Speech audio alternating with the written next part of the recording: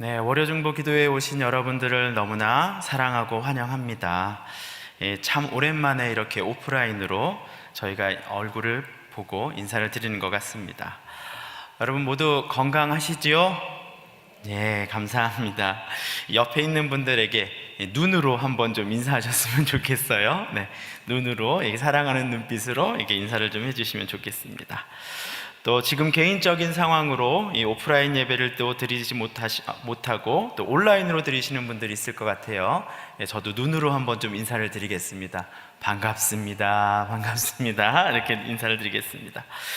곧 모두 한 자리에 모여서 함께 예배를 드리기를 간절히 소망합니다. 기억하실지 모르겠습니다. 몇 주 전에 갑작스럽게 또 상황이 생겨서 녹화로 이렇게 예배를 찍었던 적이 있었어요. 제가 혼자서 찬양하고 또 이게 설교하고 했더니요, 아마 보신 분들 있을 겁니다. 그때 얼마나 참 힘들었는지 모릅니다. 그런데 오늘 이렇게 찬양팀이 있으니 얼마나 감사한지 정말 이게 눈물이 날 정도예요. 너무나 감사합니다. 예배를 위해서 섬겨주신 우리 찬양팀에게 감사의 박수를 한번 드렸으면 좋겠어요. 네, 너무 감사합니다. 네. 오늘은 원래 주보에는 이 서기원 목사님께서 설교를 하시기로 하셨는데요. 이 갑작스런 또 상황이 생겨서 제가 대신해서 설교를 먼저 하게 되었습니다. 양해해 주시고 오늘 예배 가운데서 하나님이 주시는 더 큰 은혜가 있기를 소망합니다. 오늘 말씀을 한번 보도록 하겠습니다. 오늘 말씀은요, 역대하 1장 7절부터 13절까지의 말씀입니다. 역대하 1장 7절부터 13절까지의 말씀입니다. 네, 구약 656쪽에 있습니다. 네, 한 절씩 교독하고 마지막 절은 같이 읽도록 하겠습니다. 그날 밤에 하나님이 솔로몬에게 나타나 그에게 이르시되 내가 내게 무엇을 주랴 너는 구하랴 하시니 솔로몬이 하나님께 말하되 주께서 전에 큰 은혜를 내 아버지 다윗에게 베푸시고 내가 그를 대신하여 왕이 되게 하셨사오니 여호와 하나님이여 원하건대 주는 내 아버지 다윗에게 허락하신 것을 이제 굳게 하옵소서. 주께서 나를 땅의 티끌같이 많은 백성의 왕으로 삼으셨사오니 주는 이제 내게 지혜와 지식을 주사 이 백성 앞에서 출입하게 하옵소서. 이렇게 많은 주의 백성을 누가 능히 재판하리이까 하니 하나님이 솔로몬에게 이르시되 이런 마음이 내게 있어서 부와 재물이나 영광이나 원수의 생명 멸하기를 구하지 아니하며 장수도 구하지 아니하고 오직 내가 내게 다스리게 한 내 백성을 재판하기 위하여 지혜와 지식을 구하였으니 그러므로 내가 내게 지혜와 지식을 주고 부와 재물과 영광도 주리니 내 전에 왕들도 이런 일이 없었거니와 내 후에도 이런 일이 없으리라 하시니라. 이에 솔로몬이 기브온 산당 회막 앞에서부터 예루살렘으로 돌아와서 이스라엘을 다스렸더라. 아멘. 네, 감사합니다. 오늘 솔로몬의 이야기가 적어진 이 역대기 이 상하서는요, 포로기에 돌아와 성전을 재건하기 위해 말씀을 가르쳤던 에스라와 또 성벽을 재건하는 데 주도적인 역할을 했던 느헤미야가 활약했던 시대에 기록되어졌습니다. 그래서 역대기의 저자는 유대 전승에 의하면 에스라라고 이야기를 합니다. 이 바벨론 포로기가 끝나고 이스라엘 백성이 다시 자신들의 땅으로 이제 돌아오게 되었습니다. 유다 공동체는 다시 세워지게 되었고 그들은 이스라엘 국가의 믿음의 상속자들이 되었습니다. 그리고 무너졌던 예루살렘에 다시 이 성전이 재건되는 것들을 보게 되죠. 하지만 포로기 이전의 이스라엘 왕국과 비교해 볼 때 그들의 영토는 어땠을까요? 턱없이 작아졌으며 또 그들의 세력은 미약해졌으며 또한 유다 공동체의 구성원도 그렇게 많지 않았습니다. 심지어 그들은 그들의 땅에 돌아왔지만 아직도 페르시아 왕의 대리자에게 통치를 받는 삶을 살게 됩니다. 이 포로기는 끝나고 고향으로 돌아왔지만 그들의 삶은 완전히 회복되지 않은 상황이었습니다. 어쩌면 오늘날 우리가 이 동일한 상황에 놓여 있지 않은지를 생각해 보게 됩니다. 이 코로나로 인해서 대면 예배가 닫히면서 이 성전에서 매주 드리던 주일 예배를 드리지 못했던 이 우리의 이런 삶들이 어쩌면 이 자신들이 살았던 땅과 성전을 잃어버렸던 이스라엘 백성들의 마음과 같지 않습니까? 그런 가운데 어렵게 대면 예배가 허락되었고요, 다시 예배는 열리게 되었지만 아직도 예전처럼 이렇게 온전히 회복되지 못한 예배와 공동체 활동으로 아마 낙심되어 계신 성도님들도 계실 거라고 생각을 합니다. 이 코로나 가운데 하나님께서 일하심과 완전하게 교회를 회복시키시는 그 모습을 보고 싶은데 그것을 몸소 느끼지 못하는 이 성도들의 마음에 이 답답함은 어떠하겠습니까? 이 당시에도 이스라엘 백성들은 완벽하게 회복되지 못한 이스라엘 공동체로 인해서 이 혼란에 빠져 있었습니다. 심지어 이전 솔로몬의 성전 봉헌식에서 이 하나님의 영광이 충만해서 사람이 제사장마저도 서 있지 못했던 그 영광을 본 사람들은 이 그 크기와 규모에서 이전과 비교할 수 없이 너무나 작은 이 성전에서 드려지는 예배에 실망과 탄식의 소리를 내었다라고 얘기합니다. 그리고 사람들은 예배에 대한 사모함을 그렇게 점점 잃어가는 상황 속에 놓여 있었다고 합니다. 이 당시 에스라는 그 문제의 답을 풀기 위하여 이스라엘의 과거의 역사를 찾아서 그들에게 보여주게 됩니다. 지금 이렇게 작은 성전을 갖게 되고 그리고 우리가 이 성전을 통해서 예배를 드리지만 그 영광을 경험하지 못하는 것이 무엇 때문이냐라고 얘기하는 것이죠. 너희 이스라엘과 왕이 여호와에게 신실하지 못했기 때문에 결국 재앙을 겪게 되어 지금에 이른 것이 아니었느냐라고 이야기하는 것입니다. 그럼에도 불구하고 그러나 이스라엘 역사에서 신실한 왕들과 백성은 하나님이 베푸시는 복을 경험했다라는 것을 이 역대기를 통해서 우리에게 보여주고 있다라는 것이죠. 그러니 오늘 너희가 할 것은 하나님께 진심으로 회개하고 예배의 자리에 돌아오라라고 말하는 것입니다. 회개하고 기도하며 여호와의 얼굴을 찾는 자, 하나님의 사람들을 여호와께서 용서해 주실 것이며 그들을 통해서 회복을 주시겠다라고 이 하나님은 변함없는 의지를 우리에게 보여주시고 있다라는 것이죠. 그래서 역대기의 핵심은요, 지금도 이렇게 바랄 수 없는, 눈에 보이지 않는 그런 상황 속에서 이 여호와를 지금 너희가 찾고 있는 것이냐, 예배 가운데 너희가 진정으로 나올 마음이 있느냐, 이것을 묻고 계시는 것이에요. 아니면 여호와를 지금 너희가 버리고 있느냐라고 보여주고 있는 것이죠. 왕들의 모습을 통해서 하나님을 신실하게 믿고 따라갔던 자들이 누리던 그 하나님의 열어주시는 그 길들과 또 여호와를 버리고 살았던 왕들의 모습을 보여주면서 우리에게 어떠한 삶을 살 것인가 라는 것을 보여주고 있는 것이죠. 이처럼 이스라엘 백성에게 성전의 중요성 또 예배의 중요성을 이 말씀을 통해서 보여주고 있는 것입니다. 자, 이제 그러한 배경 속에서 오늘 본문들을 한번 보도록 하겠습니다. 이 오늘 바로 앞절에 솔로몬은요, 하나님을 예배하기 위해 기브온 산당에 갔다라고 얘기합니다. 이 기브온 산당이란 말은 기브온 꼭대기에 있는 곳을 얘기하는 것인데요, 이 모세 시대 때 지어졌던 회막, 장막이 그곳에 있었습니다. 이 기브온은 예루살렘 북서쪽에 11km, 그러니까 굉장히 먼 거리에 있는 것이죠.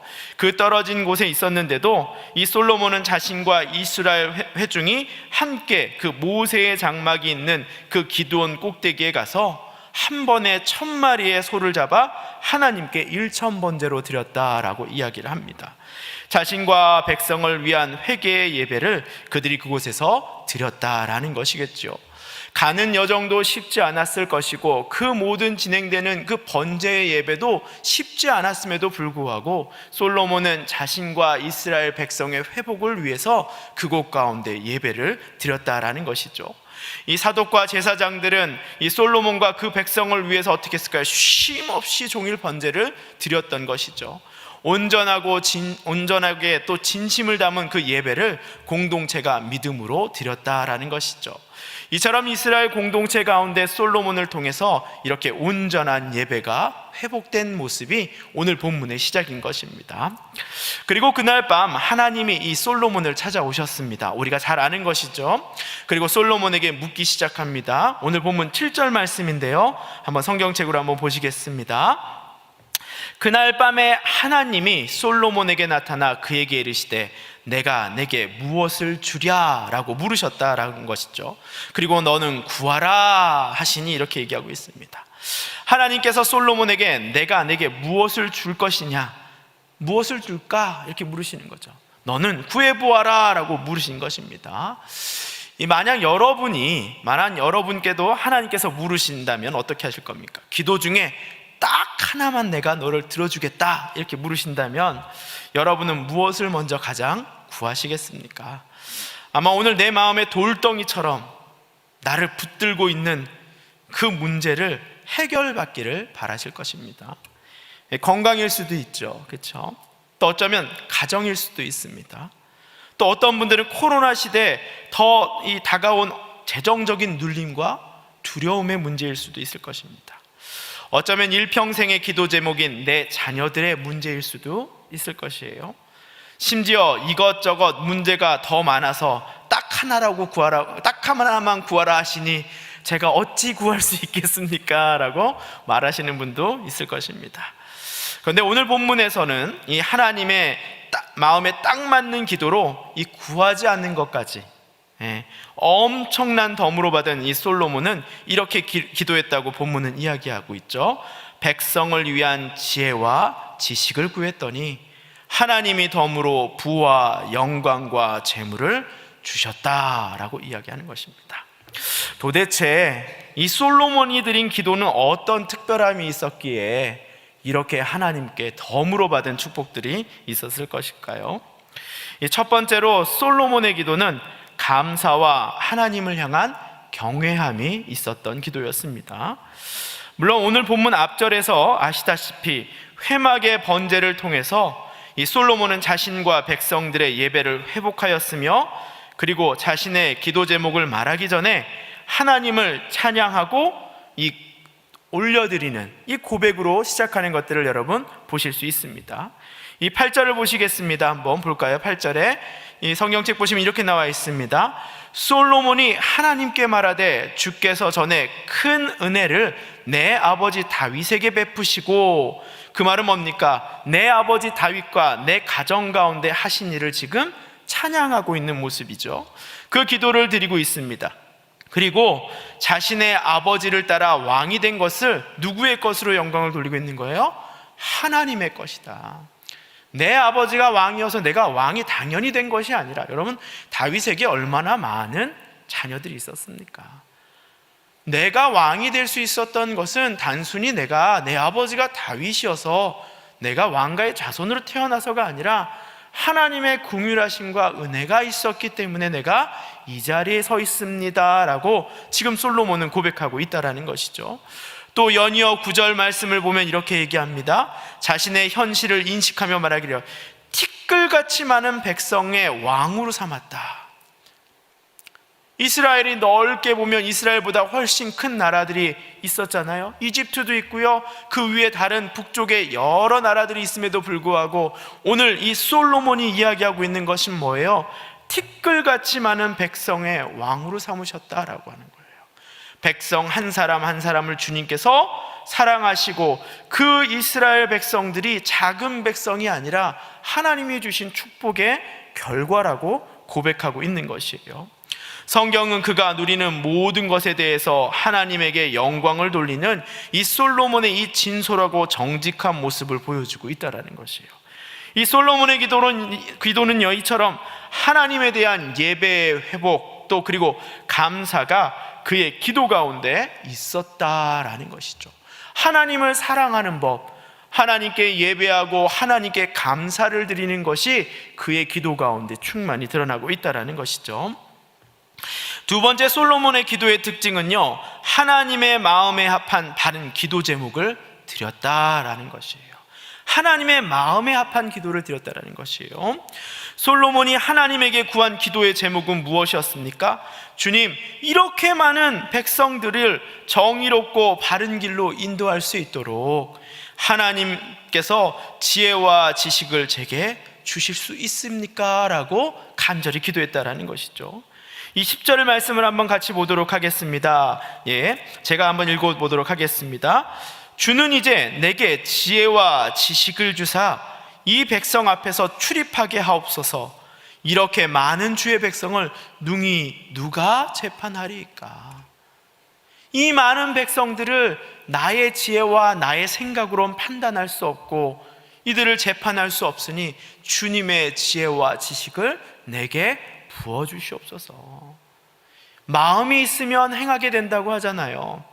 이 재판을 귀찮아하고 백성들을 사랑하지 않는다면 그들의 억울함에 귀를 기울이지 않을 것입니다.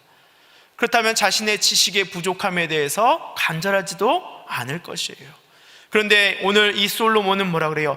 주의 백성을 누가 능히 재판하리까? 이 많은 백성들을 누가 능히 재판하겠습니까?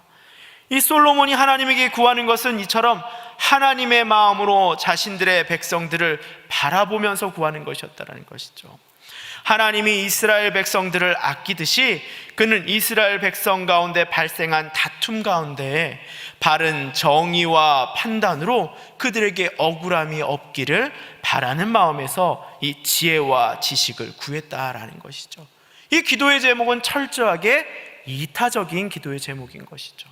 하나님의 백성을 사랑하기 위한 기도의 제목들이었다라는 것이죠. 이 당시 이스라엘 왕의 중요한 일과 중에 하나는 백성들 가운데 있는 이 송사를 판단하고 재판하는 일이었습니다.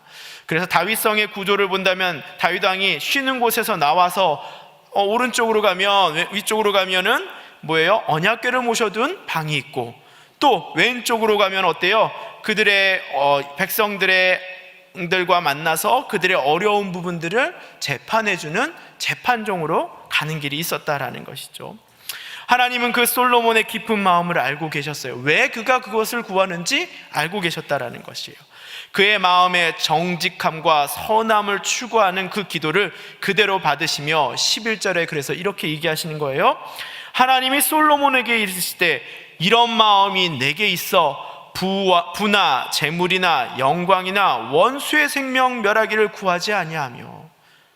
어쩌면 우리의 마음을 지금 돌덩이처럼 누르고 있는 그 문제들이 아니며 너희가 장수 오래 사는 것도 구하지 아니하고 오직 내가 내게 다스리게 한 내 백성을 사랑하는 마음으로 재판하기 위하여 지혜와 지식을 구하고 있구나. 너의 안위를 생각하기보다 내 사랑하는 백성을 위한 기도의 제목을 구하고 있는 그 마음이 하나님의 마음에 흡족하셨다라는 것이죠. 그것은 자신의 똑똑함을 드러내기 위함도 아니었습니다. 자신의 능력을 갖고 자랑하기 위함도 아니었습니다. 그것을 이용하여 자신의 자리나 재물을 더 얻고자 한 행동도 아니었다라는 것입니다. 하나님이 자신의 백성을 사랑하는 마음처럼 철저하게 하나님 나라와 하나님의 백성을 위한 그 사랑의 마음, 이타적인 마음이었다는 것입니다. 그것은 하나님을 대신하여 리더로 선 사람들이 하나님의 공의와 정의를 온전히 전하기 위해서 그분의 지혜와 지식을 구하며 가져야 할 이 마땅한 책임과 어쩌면 거룩한 부담감들일 것입니다. 하나님은 자신의 마음에 흡족한 자들에게는 후익구짓지 아니하신다고 말씀하십니다. 넘치게 부어주신다라고 말씀하십니다. 그들의 모든 필요를 구하지 않아도 내가 채워주실 수 있다라고 성경에서 이야기합니다. 자신의 마음을 드러내는 자들에게는 그 어느 것도 아끼지 않고 주시는 분이 하나님이심을 우리가 믿어야 한다라는 것입니다. 하나님은 이처럼 그 마음이 하나님을 향하여 바르게 서고 있고 또 자신의 백성, 자녀들을 향한 바른 마음을 가진 솔로몬에게 지혜와 지식을 부어주셨고 그리고 부와 재물과 영광도 주시며 또 살아생전에 솔로몬과 같이 큰 영광을 얻을 자가 없을 것이라고 약속을 주셨다라는 것입니다. 이 솔로몬의 기도는 이처럼 하나님을 경외하는 것, 사랑하는 것과 그리고 이웃을 내 몸과 같이 사랑하라는 그 계명을 충실히 담고 있는 이 기도였다라는 것이죠. 아버지 다윗의 순종함으로 이미 하나님이 창대하게 하신 삶을 누리던 솔로몬, 그가 하나님 앞에 겸손하게 예배로 바로 서기를 원하는 그 마음, 또 그리고 회개하며 그 앞에 나아가고 그런 모습들은 철저하게 하나님을 높이고 인정하며 자신의 한계를 인정하고 있고 그분의 능력을 구하는 이 하나님을 경외하는 삶의 모습을 보여주고 있는 것입니다. 그리고 자신의 안위와 이익을 위해서 기도를 드린 것이 아니라 하나님의 마음과 같이 그 백성을 사랑하고 아끼고자 하는 그 마음이 바로 솔로몬이 가졌던 이웃을 내 몸과 같이 사랑하라는 그 하나님의 계명에 충실하게 합한 기도였다라는 것입니다. 그것이 바로 역대기를 적은 에스라가 백성들에게 전하고 싶었던, 이 보여주고 싶었던 모습이 아니겠습니까? 온전한 예배를 통해서 하나님이 충만하게 부어주시고 역사하신다라는 것을 에스라는 솔로몬의 이야기를 통해서 보여주고 싶었던 것입니다. 하나님이 우리에게 말씀하시는 것은 무엇입니까? 나아오라. 하나님을 예배하는 자리로 나아오라. 하나님을 경외하라. 그리고 먼저 하나님 마음에 합한 자가 되어 구하라 라고 말씀하고 있다라는 것입니다. 하나님이 오늘 예배의 자리에 나온 여러분에게 동일하게 물으십니다. 여러분은 어떤 기도의 제목을 가지고 이 자리에 나오셨습니까? 그리고 오늘 말씀을 듣고 깨닫게 되는 것은 무엇입니까? 하나님은 우리의 기도가 단순히 나의 작은 상황에 묶인 기도가 되기를 바라는 것이 아니라 그 기도가 하나님의 영광을 드러내고 하나님을 찬양하는 것이 되길 원하시며 그 기도가 하나님을 감사하는 것이 되기를 원하시며 그 기도를 통해서 하나님을 예배하는 것이 되기를 원하신다라는 것이에요. 그것이 바로 중보기도를 하는 월요 중보기도회가 가져야 될 마음의 시작이다라는 것입니다. 우리는 먼저 하나님을 경외하고 예배하는 자들로 서 있어야 합니다. 그렇게 하나님의 사역과 나라를 기대하며 기도하는 자들이 여러분인 것을 여러분 믿으십니까? 아멘. 하나님의 하나님 되심을 고백하는 기도 공동체가 바로 여러분이심을 믿으십니까? 아멘.